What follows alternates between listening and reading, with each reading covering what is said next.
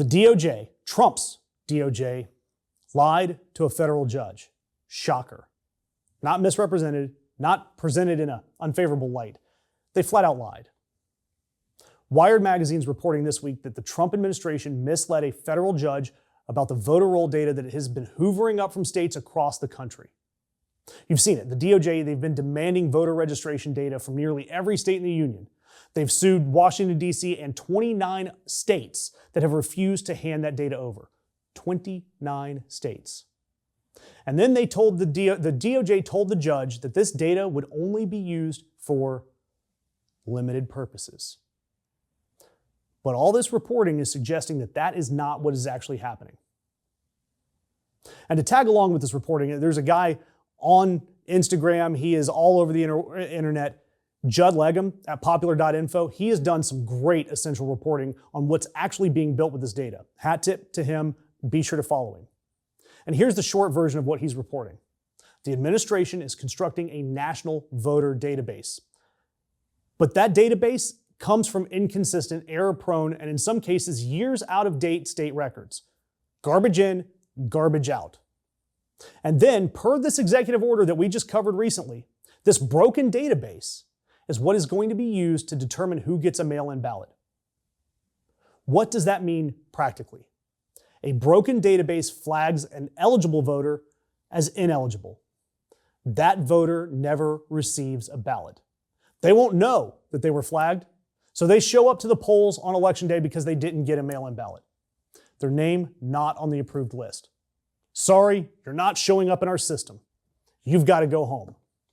They don't get to vote. This isn't hypothetical, by the way. This is the predictable outcome of using garbage data to run your election.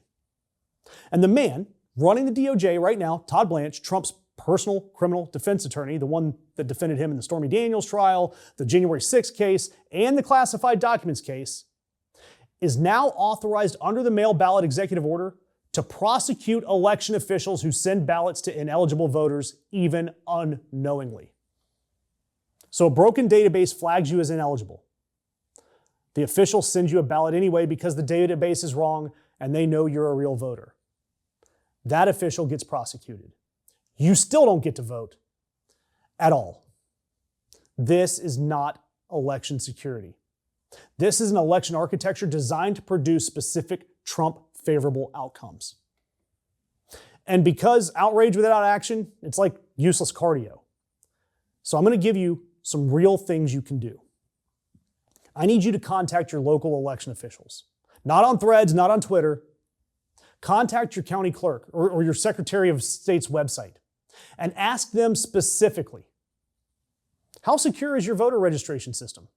What upgrades have been made since 2020 and 2024? How would you handle an outside interference attempt, foreign or domestic? And you don't have to go at them like you're antagonizing them. Ask friendly. Say, hey, I'm worried about this election. And get them on record. And it's even better if your clerk is a Republican. And it's even better if they're a Republican in a district that may turn blue.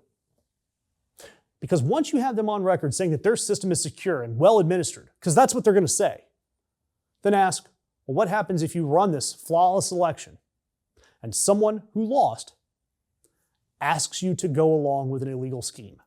What procedures exist? What protections do you have? And why are you going to ask this? Because the people who stopped the 2020 steal, like in Arizona and in Georgia, they were Republicans. Republicans who spent decades building their reputation on election integrity. Brad Raffensperger, Gabriel Sterling. They were not about to blow up their life's work and their career to lie for Trump. And they said so. They said so on camera and they said so loudly.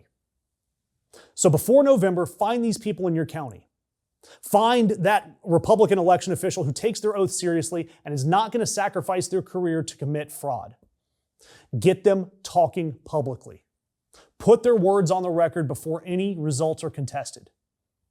That way we have a wall of credible voices already on the record. When that inevitable moment where Trump steps in, when that moment comes, we're ready.